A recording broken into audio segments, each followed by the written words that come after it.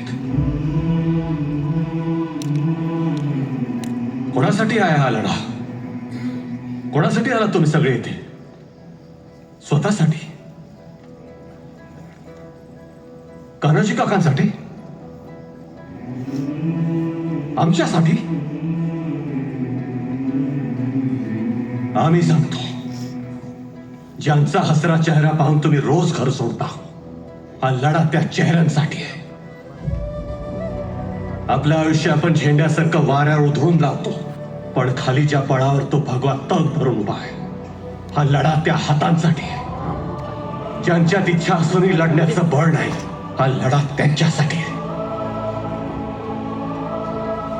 ज्या अंगणात आपली पिकं खेळतात, ज्या अंगणात आपली मुलं माऊली नांदतात, तिथं हा आदिलशाही सुभेदार अफजल खान शेकडो हत्ती, हजारो घोडे, प्रचंड पायदळ, बुलंद तोफा घेऊन मराठ्यांना मातीत तोडवत, चिरडत, गाडत आपल्या तोंडाशी आलाय. त्या आदिलशाहीला आपण टाकून देऊ.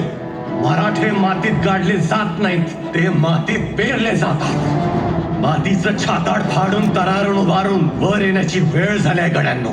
ध्यानात घ्या, गणिम किती जरी बलाढ्य असला तरी त्याचा गळा वेद भरच असतो.